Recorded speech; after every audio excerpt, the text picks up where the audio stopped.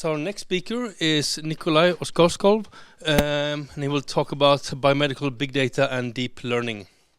Thank you, Oscar. Great to be here. I'm Nikolay Oskolkov from Scilab Lab. I'm a Scilab Lab bioinformatician from an organization which is called NBIS, National Bioinformatics Infrastructure, Sweden. And I have a dream. This is my dream. I want natural and life sciences to talk to each other, because currently they don't.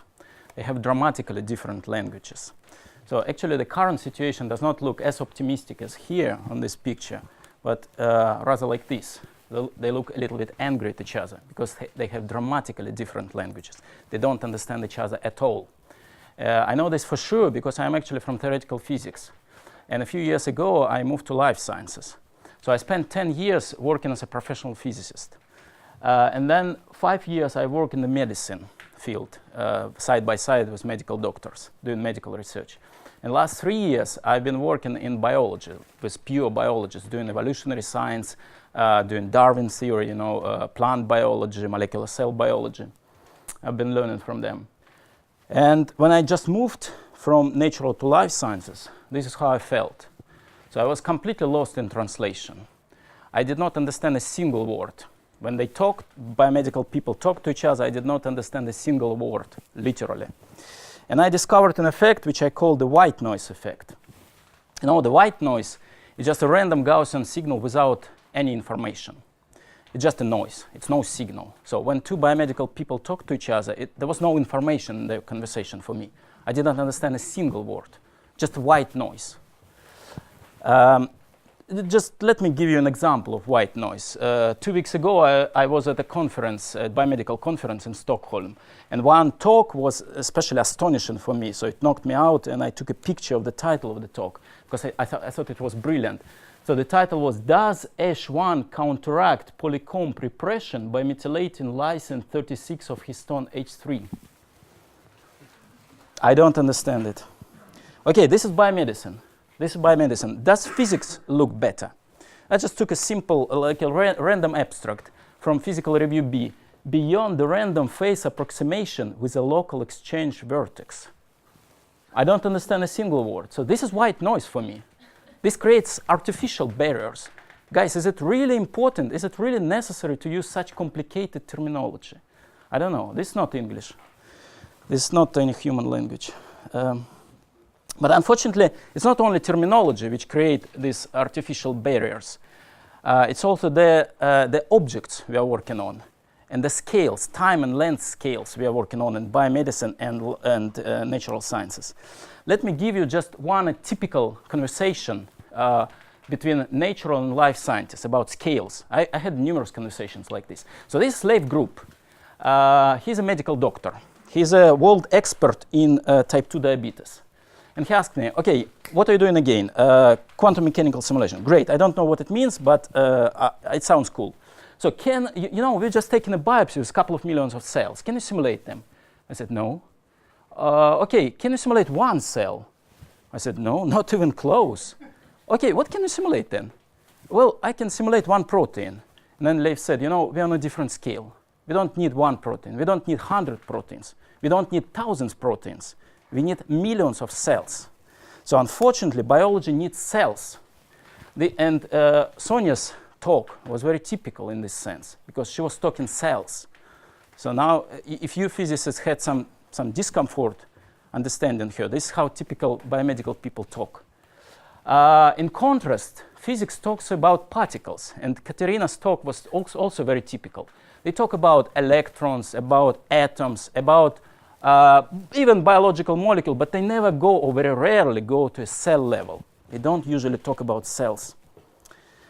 Moreover, biomedicine is usually interested in primary sequence, because people who do cancer or diabetes research, they believe that these diseases are caused by weird mutations in our human genome. Physics does not really entirely ignore primary sequence, but when I hear physicists, they talk about interactions, about energy, about force fields, but it's not really about primary sequence. So we have dramatically different language. They are very far from each other. Does it mean that there is no hope? No, it doesn't. There is a hope. And the hope is called bioinformatics. What I like here, the compute meeting, I like that compute connects people. Compute makes natural and life sciences talk to each other. But so does bioinformatics. Why? Because bioinformaticians are bilingual children. We understand both languages. We understand mathematical language, and we understand biological language, and we can translate between the languages. And we can help you to combat the white noise. So I'm sorry about this very long introduction. This is not actually what I was going to talk about. I just wanted to give you a feeling why people need bioinformatics. So I was actually going to talk about biomedical big data. And first, a very natural question is, do we actually have big data in biomedicine? Well, there is a temptation to say, yes, look at these huge genomics efforts, like the Cancer Genome Atlas, or the UK Biobank. It's crazy. It's 500,000 of individuals with whole genome sequencing information, with comprehensive phenotypic information. 500,000 individuals with whole genome. That's a lot. That's a big data. But you know what? This guy is Mark McCarthy from University of Oxford. And his lab is one of the world leading in genetics of type 2 diabetes. And a couple of months ago, he was visiting Salaf Lab and giving a talk. And the title of his talk was, "Now we have found over 400 genetic signals influencing type 2 diabetes. What on earth are we going to do with them?" It doesn't sound too optimistic, does it? So why is Mark so pessimistic? Why can't we just take these huge genomics efforts and bring it to the clinics? This is what precision medicine is supposed to do. Why can't we just use this knowledge accumulated from studying 500,000 of human genomes and just take one individual DNA and predict inclination of this individual to certain disease? Why can't we predict the future of an individual? Well, the simple answer is that it doesn't work. And there are certainly multiple explanations why it doesn't work. It's widely recognized that genomics predicts common diseases poorly.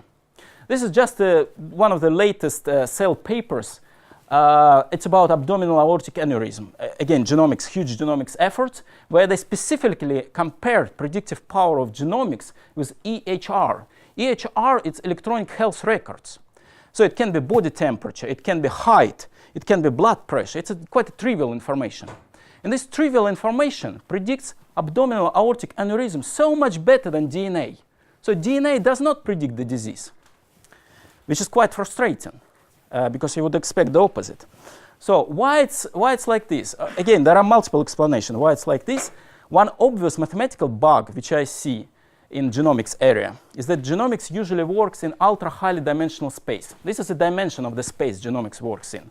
35 million dimensional space, because typically a human genome has from 35 to 37 million genetic variants, depending on the population. So what does it mean? Let's take a UK biobank as an example. 500,000 of individuals, 500,000 of samples. You place them in a 35 million dimensional space. So why is it a problem? Well, it's a problem because of the thing which is called the curse of dimensionality. You know, when you have a data, when you do statistical analysis of the data, you have usually two parameters. You have n, which is a number of observations, statistical observations, samples, cells, and you have p, which is a number of features, which can be genes, which can be proteins, which can be pixels on an image. We call them features. And depending on whether p is greater than n or n is greater than p, you can select one of these three types of statistical analysis. It can be Bayesian statistics. This is Thomas Bayes. It can be frequentist statistics. This is Roland Fisher, the founder of frequentist statistics, traditional, which everyone is using. And this is, if you have many more samples than features, you can use machine learning or deep learning. So biomedicine is usually sitting here. For a typical biomedical setup, okay, let's take UK Biobank as an example again. P is 35 million, while n is 500,000. So p is much larger than n. They still run frequentist statistics. And mathematics blows up. The mathematics cannot stand this limit. So this is actually the essence of the curse of dimensionality. Let's take a simple frequentism approach, which is a linear regression, maximum likelihood linear regression. I'm not talking about Bayesian linear regression.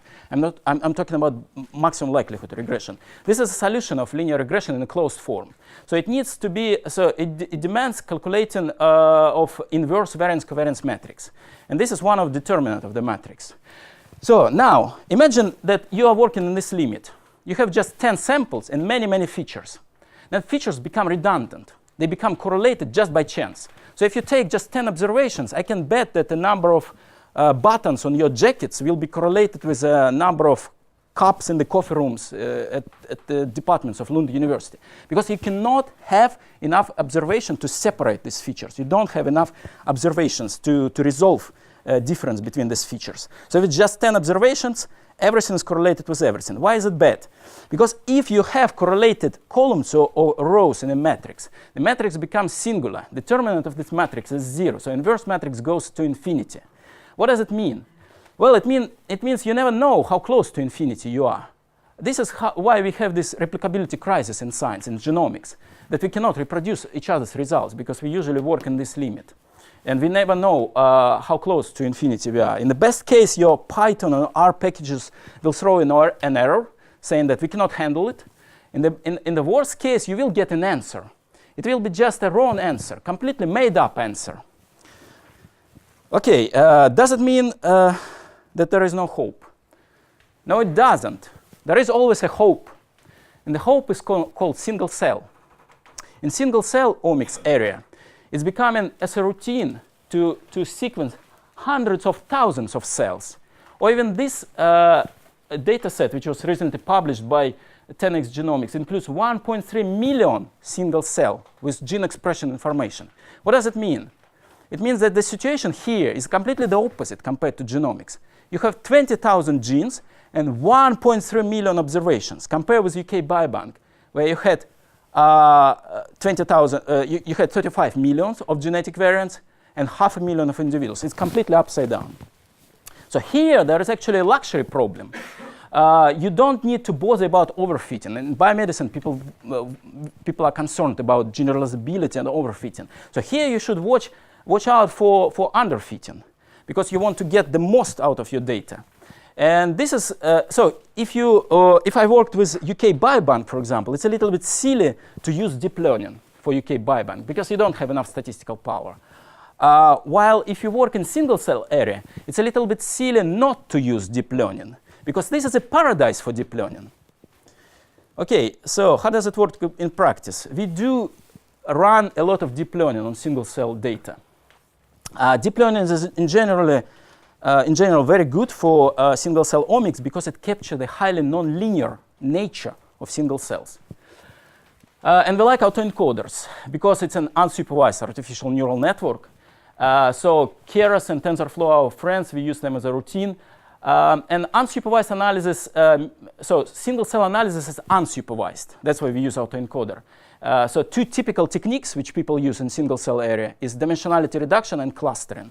This is what autoencoders are great at. So if you're not familiar with autoencoders, it's a neural network with this funny architecture. And at its output, it tries to reconstruct its input. Sounds like a silly idea. Why would you want to reconstruct your input?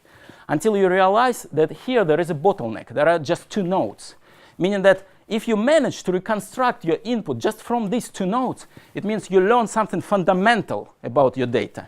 You could compress your data in such a way so that you don't lose much information. Okay, so how does it work in practice?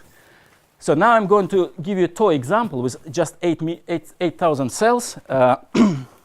And this is a linear dimensionality reduction, which is called principal component analysis.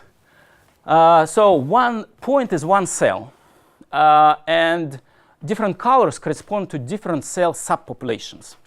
So you're supposed to see 12 cell subpopulations. You don't see them because it's a linear dimensionality reduction. And single cell omics, remember, it has a highly nonlinear nature. So can we do it better with autoencoders, which do nonlinear dimensionality reduction? Well, yes, we can. We can a little bit better. It's not fantastic, but still you can resolve all 12 cell subpopulations. You can do it even better with t-SNE, which gives you very sharp clusters. The problem with t-SNE has multiple problems. One of them is that it cannot work with ultra-highly dimensional spaces. So you usually need to do pre-dimensionality reduction, which is, again, typically people do PCA. So linear pre-dimensionality reduction before feeding it into t-SNE. And this is not optimal, of course. We want to do both steps in a non-linear fashion. So we can do it better with autoencoders. We can feed autoencoder into t-SNE and get a little bit sharper clustering. Like, for example, here, this purple cells, they're grouped together, which we don't see here. So there are different advantages to use t-SNE on autoencoder. And autoencoders definitely have potential for single cell area. Okay, you can say, this is a toy example. This is just 8,000 cells. This is not a big data. So what about this 1.3 million cells? Well, here it is. This is, again, principal component analysis, 20 clusters. You don't see them because it's a linear dimensionality reduction. You can do it a little bit better with autoencoders. You can do it even better with another beautiful non-linear dimensionality reduction technique, which is called UMAP. Or you can use good old t-SNE and get a lot of good-looking clusters. The problem with t-SNE here is that in order to produce this picture, you need to work for 1 week. Which is not feasible if you think about resampling and generating million pictures like this. So basically, people realize that t-SNE is not scalable. And so what the current trend in single-cell omics area is that people are abandoning t-SNE, and autoencoders and UMAP, they're taking over because they're so much faster. Not only deep learning is increasingly used in single-cell omics, but also Bayesian deep learning is becoming more and more important, especially for clinical diagnostics. Because in clinical diagnostics, when we talk about healthcare, about safety of patients, we are not allowed to make mistakes. So we want to make safe predictions. So this is, again, a t-SNE plot. It's a cancer-associated fibroblast. This is a test set. Neural network was trained on a much larger data set, but this is just a test set. Cancer-associated fibroblasts. There are 4 cell subpopulations. And here on these pictures, you see that neural network, it draws so-called decision boundaries. So it separates clusters from each other. And the colors mean, so red color means a high probability of assignment of each cell to a certain cluster. And blue color means a low probability of assignment of cells from this region to a certain cluster. So, for example, you can see here that these 2 yellow guys, they're yellow, they belong to this cluster. But they were assigned by, with a 100% probability to this purple cluster by standard maximum likelihood neural network. So can Bayesian neural network do it better? Yes, it can. Because Bayesian neural network provides additional type of information which is called uncertainties. So if you plot a similar heat map for uncertainties, the darker color means a more uncertain neural network. You can see that these yellow guys, so the classification of these yellow guys was very uncertain. So neural network was more uncertain in classifying these yellow guys compared to maximum likelihood neural network. And this is, of course, especially interesting for clinical diagnostic, where we are not allowed to make mistakes. So what does it mean in practice? In practice, it means that Bayesian deep learning is superior for making predictions on data which this neural network was not trained on.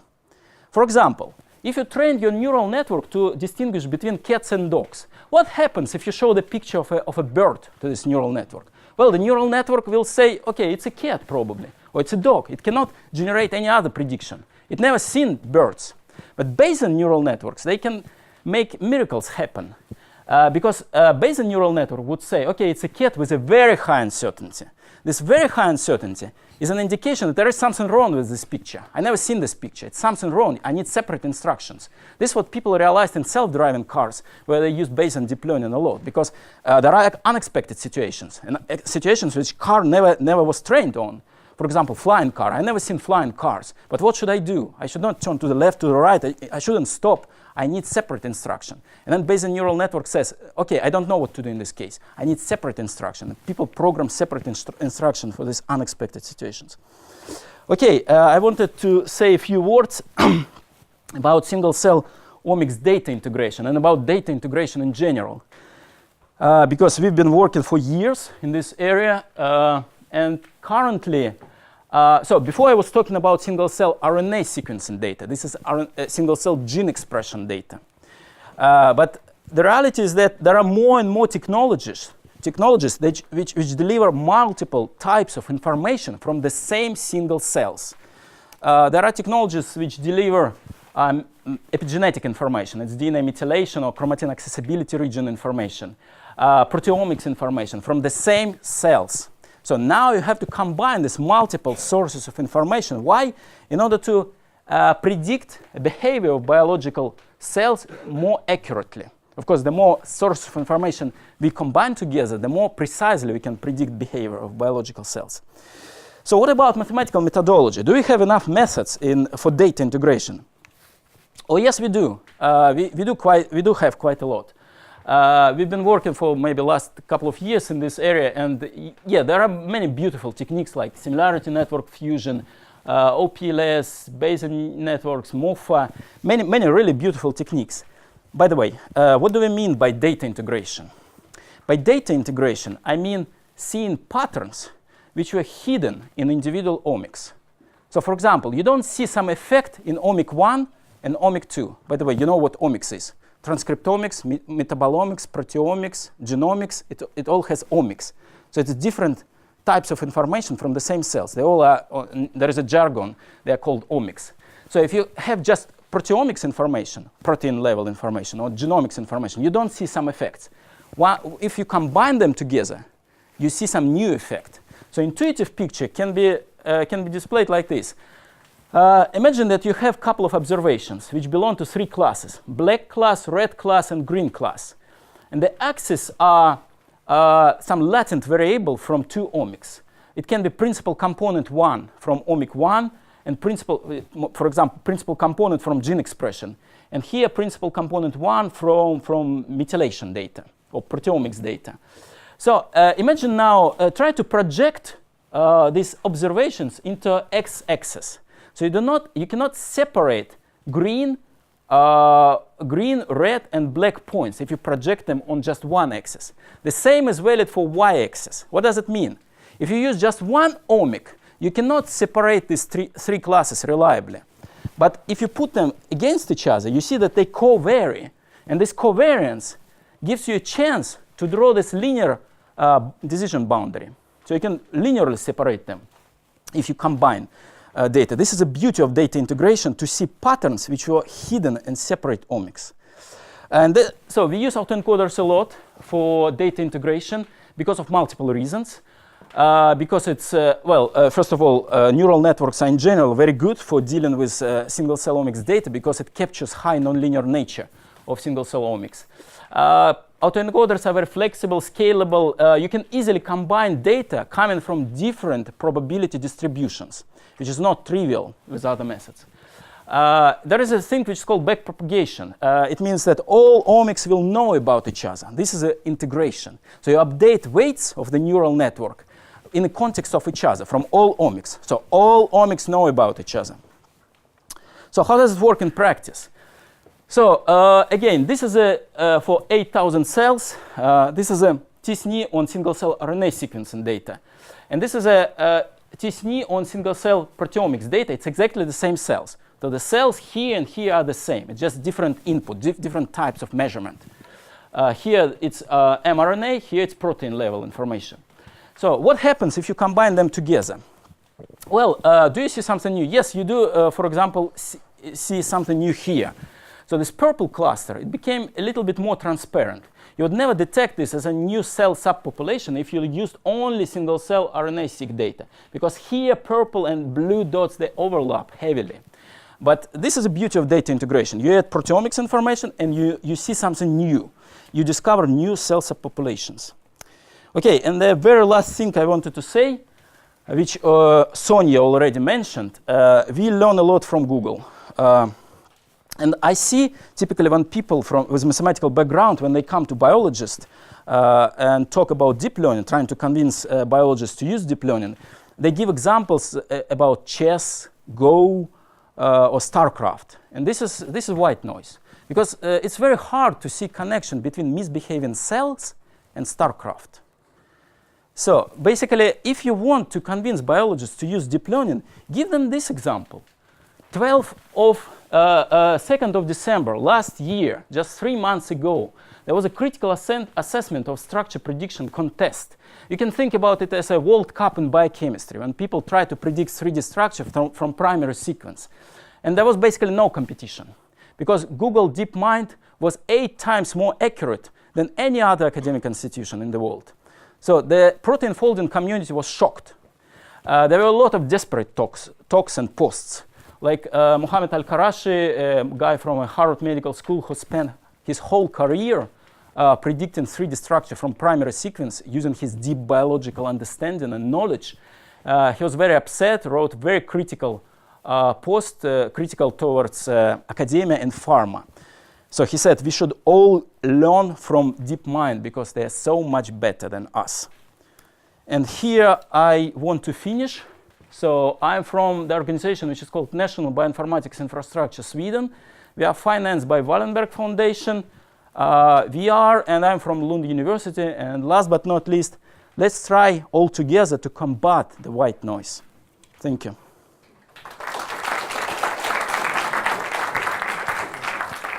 Okay. Thank you. Questions for Nikolay? Alexei? Yes. So what's your vision on that? So what motivates Google to make such a study, and how to motivate such companies to do more of such studies? Well, they will come to single cell. It's just a question of time. I know they are interested. Maybe you can repeat the question so we have it on the... Okay, what's your take? What has motivated Google to make such a study of protein folding, and how could you motivate such big companies to do more of studies relevant to academia? Yes, so as far as I know, Google, sort of DeepMind, they're talking very actively about entering this single cell area. Because this is, as I said, it's a paradise for deep learning. This is exactly where they can make use of their neural networks. Because basically, if you can make predictions on a single cell level with a single cell resolution, this sort of, for example, it makes a breakthrough in cancer where you need to treat the bad guys. You have a good guys, good cells, and bad cells. You really want to treat the bad guys, and you don't want to treat good guys. So you really have to discriminate between good guys and bad guys. So motivation, I think they are very open-minded people. They are looking for opportunities to use their knowledge, deep knowledge. I think they will come to life sciences more and more. It's just a question of time.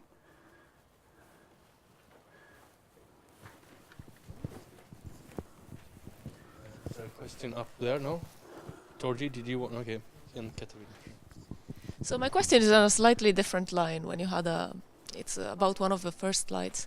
Mm-hmm. How do you think the different interpretations or treatment of statistics and reproducibility in different fields affects this presence of white noise? Because in the end, we're like people treat things very differently and they have different opinions. Is that something that contributes, you think, to the divide? So that's exactly where we have to sort of understand how to connect differential equation and integral equations, which are used in physics, with statistical approaches, which they use in biomedicine. So I don't have a good solution for this, and I sort of failed trying to use physical methodologies in life sciences. So I had to learn their language. And I would strongly recommend everyone to learn their language because it will open your eyes. You will sort of, if you go to the clinics, for example, and see people in pain, you'll understand why you need to do research. Sort of, it opens your eyes. I don't have a good solution for this. Seminars and compute-like meetings, this is ideal for me. Like, I would strongly encourage everyone to, it's hard to communicate. I know that it's hard, but we need to make an effort.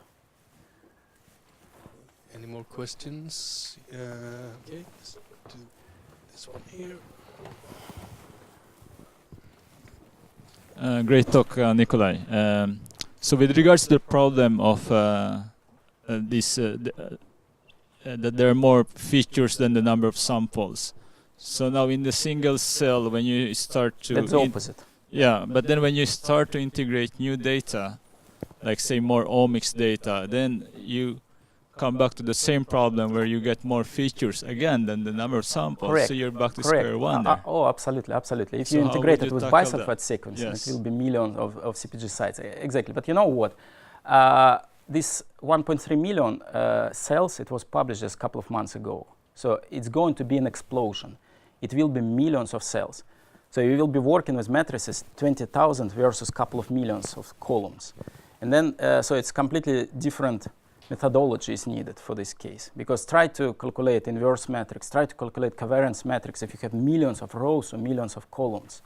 I understand, like you want to say, the more omics you collapse, the more features you get, and then it will be equal to the number of samples, and then you're in trouble again. That's absolutely correct. That's why people always have to watch out. When they talk about big data, for me, big data is not terabytes. It's how much P and how much N you have. Because you can have N large big data and P large big data. If you have P large big data, that's pretty useless. You cannot use it. You cannot analyze it statistically. You should always try to have big N data.